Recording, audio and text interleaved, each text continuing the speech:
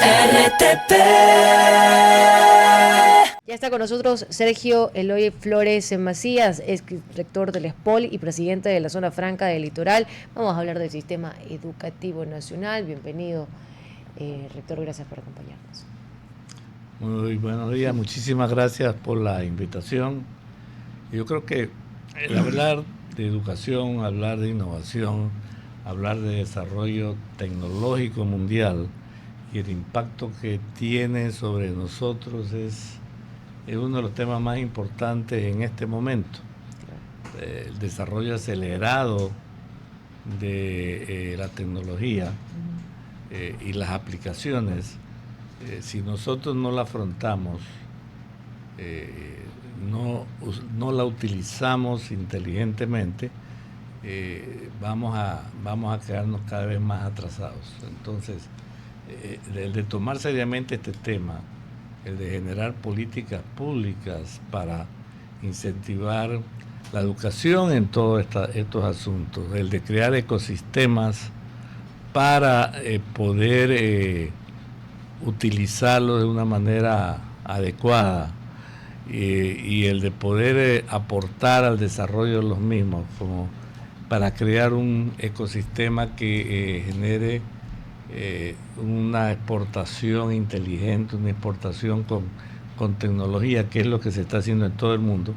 Esas son las vías que tenemos que los ecuatorianos conversar, tenemos que los ecuatorianos considerar y tenemos que empezar a trabajar en eso, que lamentablemente, creo yo, no lo estamos haciendo en este momento. Doctor Flores, buenos días, qué gusto verlo y tenerlo aquí. Igualmente. Dos preguntas. Usted ha dado dos conceptos súper importantes.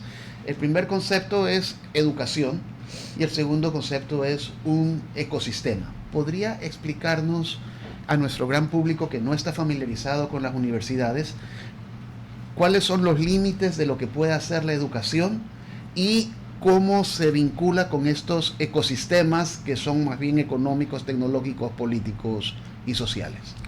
Vea, si empezamos hablando por el tema de educación universitaria, la educación universitaria está basada en una calidad de profesores y una calidad del estudiante que ingresa a la universidad.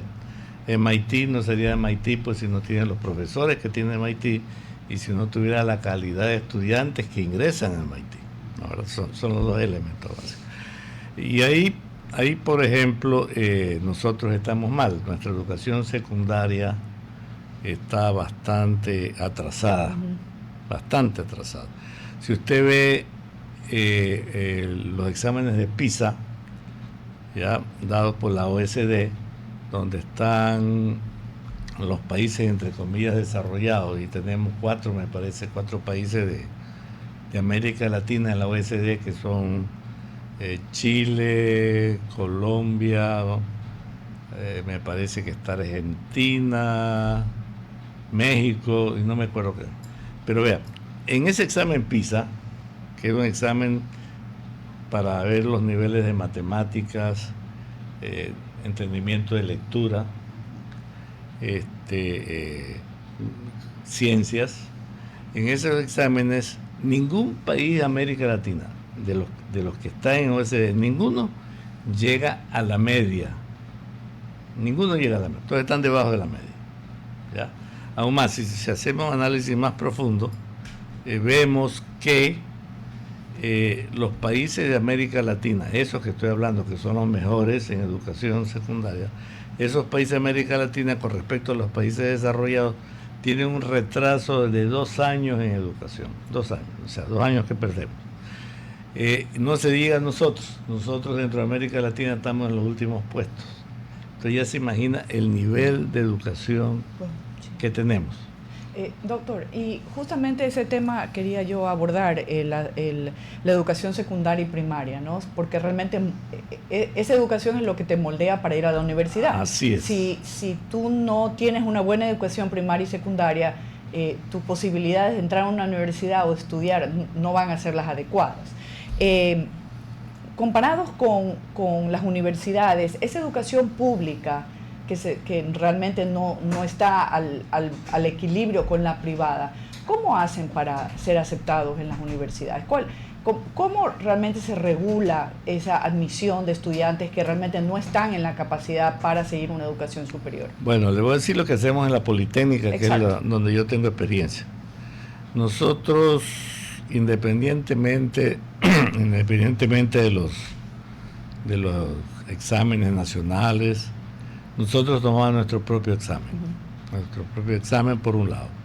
Por otro lado, también nos basamos en el rendimiento del estudiante en la secundaria, porque usted no solamente puede analizar, no solamente puede analizar el examen, sino que cómo se desempeñó el muchacho en la secundaria. Entonces usted tiene que ver, por ejemplo, cuando se gradúa, si se gradúa en el tope 5% de la clase, en el tope 10, porque así sea un mal colegio, si ese muchacho se graduó primero o segundo en su clase, quiere decir que es un muchacho inteligente. Y si es un muchacho inteligente, por más que no haya recibido una educación adecuada, siendo inteligente, usted sí lo puede rescatar. ¿Ya? Entonces, sí, doctor Flores, eso es muy interesante. Sin embargo, hay una pregunta que se hace desde ciertos sectores sociales y políticos, porque usted pareciera que está hablando de una educación de élite, pero ¿cómo resolvemos el problema del gran acceso? Bueno, no estoy hablando de educación de élite, estoy hablando de la educación de los niveles mínimos de calidad que debe tener un país. No estoy hablando de excelencia, estoy hablando de los niveles adecuados.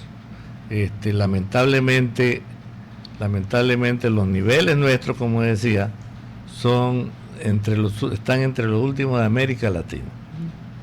¿Ya? Entonces, y esos exámenes PISA no es un grupo, es general. Entonces, estamos hablando de temas estadísticos generales, no estamos hablando de un grupo.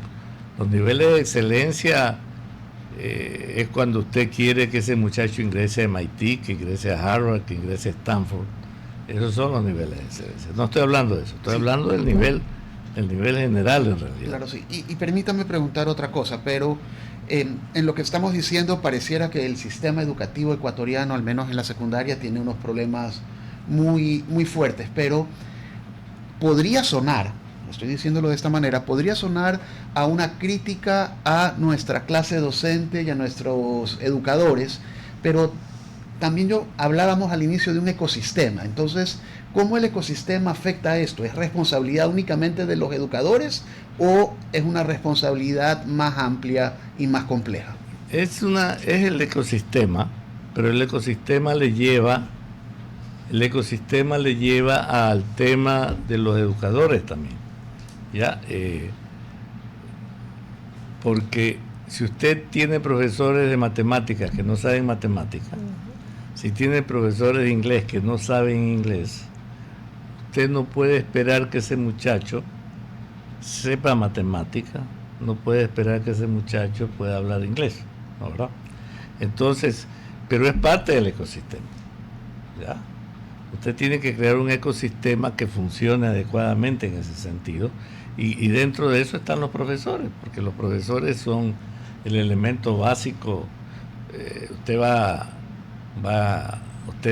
a enseñar, aparte de lo que se enseña, ¿no? Por ejemplo, en esta época uno ya tiene que empezar a enseñar inteligencia artificial, porque eso es algo que usted no puede de aquí a futuro desligarse. Entonces tiene que empezar a enseñarle lo que es la ética de inteligencia artificial y otras cosas más. Doctor Flores, y en ese sentido quisiera preguntarle cómo nos equiparamos, porque, a ver, estamos justo lo que usted presenta y yo lo iba a hacer la pregunta, ¿cómo equiparamos esos años de retrasos que tenemos en temas educativos cuando ya hemos tenido una pandemia que nos desafió y nos dijo, tienen que renovar la manera de hacer educación también, no solamente de la forma presencial? ¿Cómo nos equiparamos ahora con la inteligencia artificial que desafía al docente a no solamente saber una cosa, sino saber varias al mismo tiempo y tener una experticia en algo específico, pero también tener conocimientos en todos los ámbitos? ¿Cómo equipar a Ecuador esos niveles de déficit educativo que tiene cuando, por ejemplo, los exámenes que se les hacen y las evaluaciones que se hacen anualmente revelan que un alumno no puede sacar buenas calificaciones ni en matemática ni en comprensión lectora que te da una visión a futuro para comprender la realidad incluso de tu país.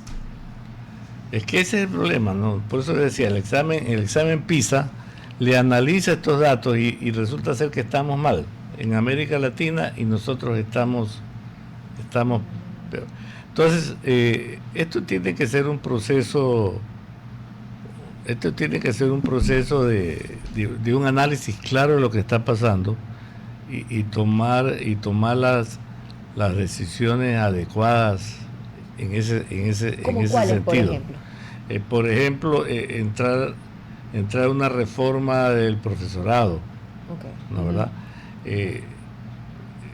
En Japón, en Dinamarca y otros países, el ser profesor primario y secundario es mejor que ser un ingeniero o otra cosa, ¿no? Es una profesión con un excelente sueldo y con una muy buena calidad, porque esos son los que van a formar a la juventud y a la futura sociedad. Y entonces, justamente, doctor, es una apuesta que usted hace. Ese tema en Alemania, tú tienes lo que se llama el Fachschule. Así es. Que aquí no se promueve, ¿no?